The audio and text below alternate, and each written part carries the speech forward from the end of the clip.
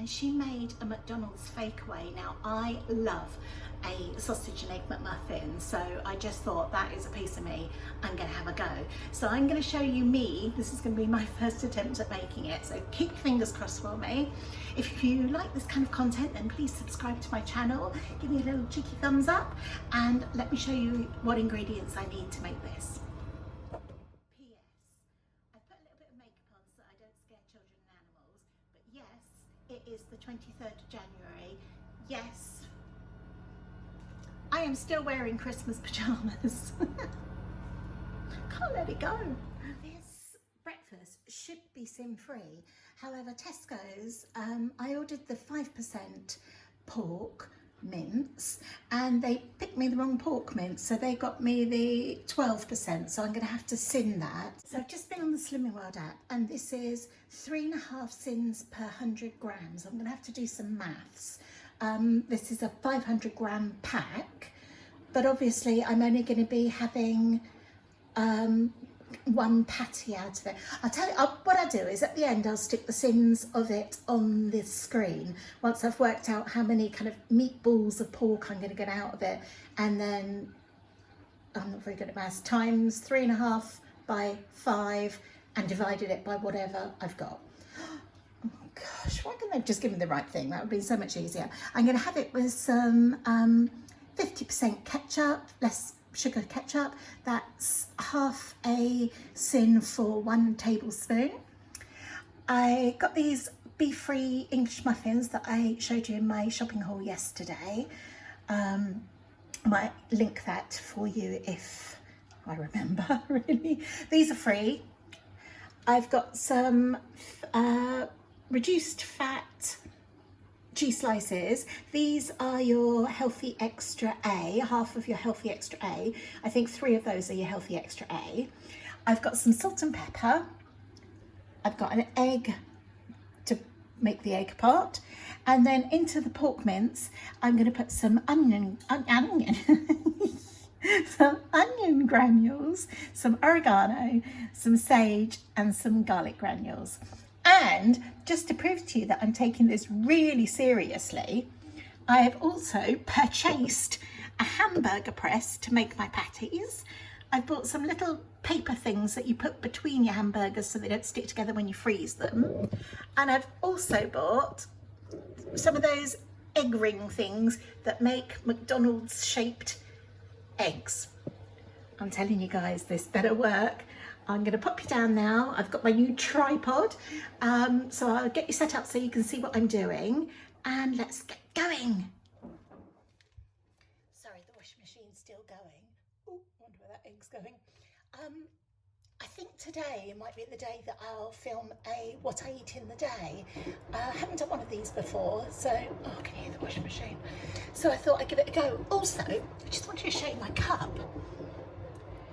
This is a Fox and Ivy cup from Tesco's. How pretty is it?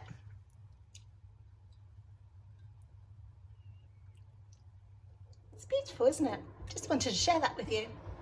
Right, I'm kind of killing time now because I'm waiting for that washing machine to finish. I thought it was finished, but now it's started up again. So I want my breakfast, I want my Fakeaway. The longest wash cycle in the world, I'm gonna start making my Fakeaway. First job, I'm gonna bung my mince in a bowl. I've just got a little measure that is a teaspoon, so I'm going to put in the herbs and spices now. So I'm going to put a level teaspoon of everything. Ooh, that one's got a lump in it. Squash that down a bit. Level teaspoon of the onion granules.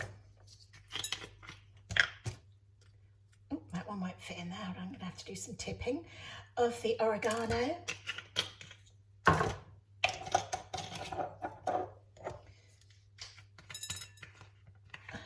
Of the sage. Pork and sage are just made for each other, aren't they? And finally, of the chopped garlic. Another one that's going to require some tipping. Always dangerous ground. There we go. Now, I'm not fond of squodging meat. Oh, I forgot salt and pepper. Hold on.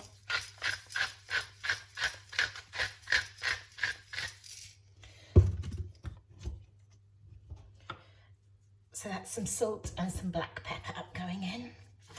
Because I'm not fond of squodging meat, I've got my little doctor's gloves, so I'm going to do it with that. And I'm just going to mix it all in together.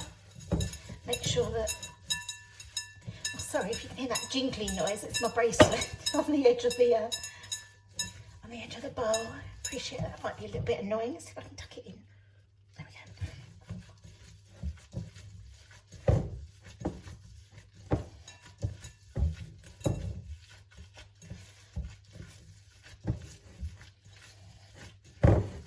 This is the first time that I've made this, so I'm not quite sure if I've used the right quantities.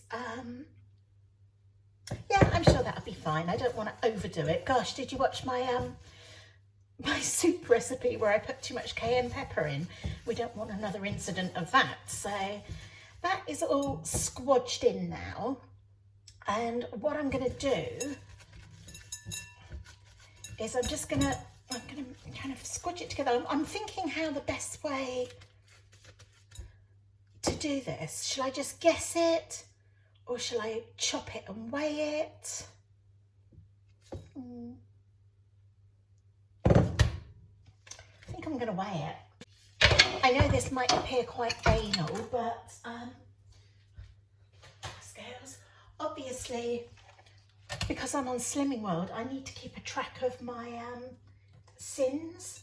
So let's just, I mean, this should weigh 500 grams, shouldn't it? 522. Right, so then I just need to chop that in half, don't I? So half of that is going to be 260.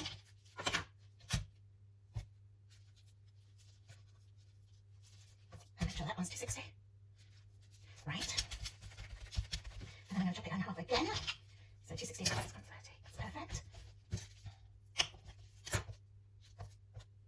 And then I'm going to chop those in half again. I just want to make sure they all come out about the same, then my sin value will be the same. Right, that one's too big, so I need to chop a bit off of that one. That's 57, that's 70, and 63, and 65, that'll do.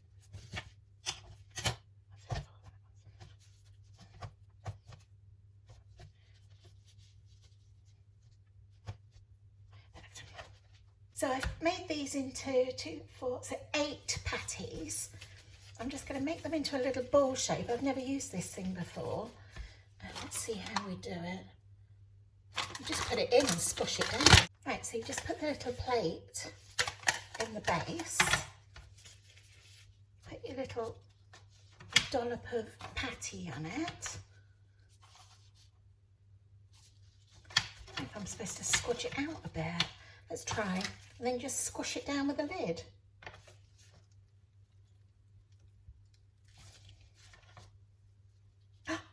Ooh. Ah, it's not bad for a first go, is it? Excellent. Now, where's my little papers?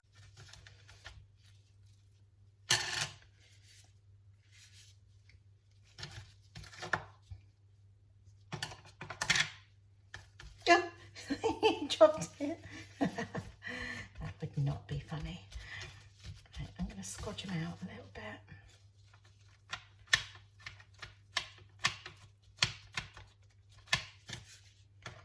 Squish it down.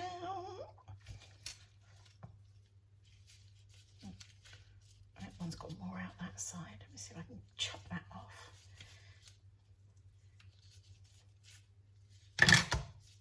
Go over that. Go back in there. Get squashed about.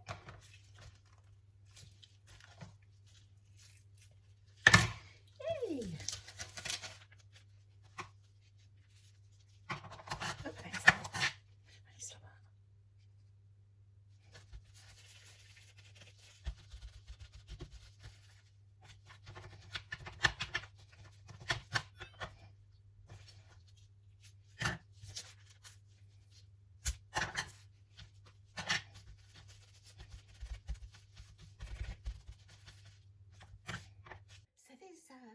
I made, as you can see, I've just separated them with the little pieces of wax paper just so that they can freeze. I'm really pleased with that. I mean, they're not perfectly, you know, there's little bits and bobs, but it's my first go. And this bad boy here is the one that I'm going to have in my Fakeaway today. I'm going to cook this in the air fryer, so it's going to be a little bit touch and go. I don't really know how long. I don't think I've cooked pork. I've cooked bacon. I haven't cooked pork. I haven't cooked anything like this in my air fryer, so it's going to be kind of trial and error. But I'll take you along. You can watch me hopefully not burning my Fakeaway. So here is my little Kasori air fryer. I'm just going to spritz the bottom with some of this olive oil spray from Tesco's. You pull the tray out. I have showed this before, and it's just got a pan like that.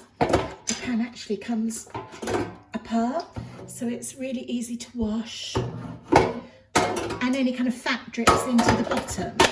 But I'm just going to give it a little spray, just because I don't want my little beef, my little pork patty to stick. So I'm just going to pop it in, and then we turn it on. Now let's have a look. What setting do we think it will go on? Do we think we'll put it on a bacon one? Let's see what that is. That's 160 for 8 minutes. Chicken's 195. I don't even know what that is. Looks like a cake. Maybe it is a cake.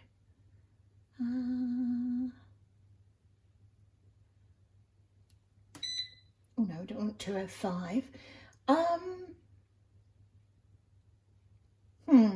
All right, I'm going to put it on the bacon one for 8 minutes, but I have a feeling that I might need to crank it up. So let's just turn this on and see what happens. I'm going to turn it up anyway. I'm going to turn the temperature up to 170 for 8 minutes. Go. Decisions. So that's had its 8 minutes. Let's have a little look at it.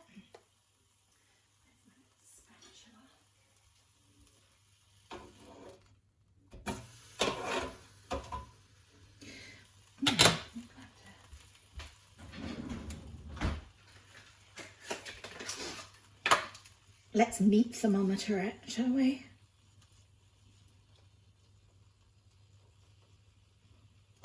That is coming up at 76. Right, that's coming up at 76, so that bad boy is done. Let me take that out. Should I just show you? I haven't even started doing the egg yet. Let's quickly crack on and do that. Some butter fry light in a frying pan, non-stick frying pan. It's not a very good non-stick frying pan, I have to admit. And I've also sprayed the inside of the little egg ring. Now, I've heard that the trick is to crack it slowly in there. I've got it on, so let's have a go.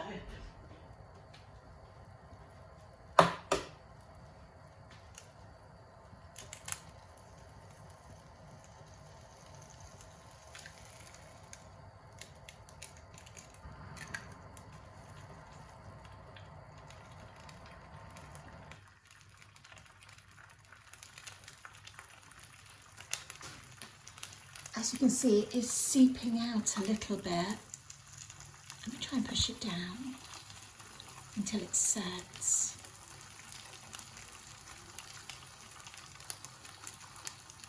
I have had one of these before, well, I think I might have done it with a cookie cutter or something, and it just poured out all over the pan. So this one, although it has spilt a little, I guess it just needs to kind of, once the underneath bit cooks, then it won't seep out anymore.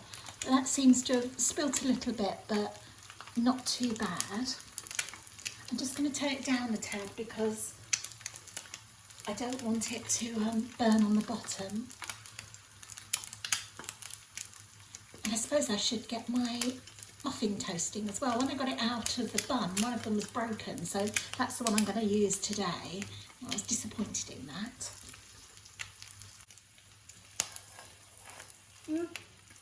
Maybe I shouldn't have touched that. Make that funny noise. Can you hear it? I've just lifted the ring off of it, so it's still not completely cooked on the top. So I'm going to flip it.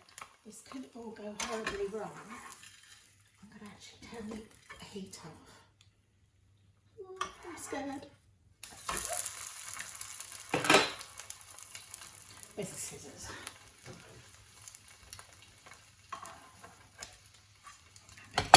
Okay, that should be actually done. Right, let me show you assembling. Just reporting on my breakfast. It's really nice. Let me show you. That's what it looks like inside.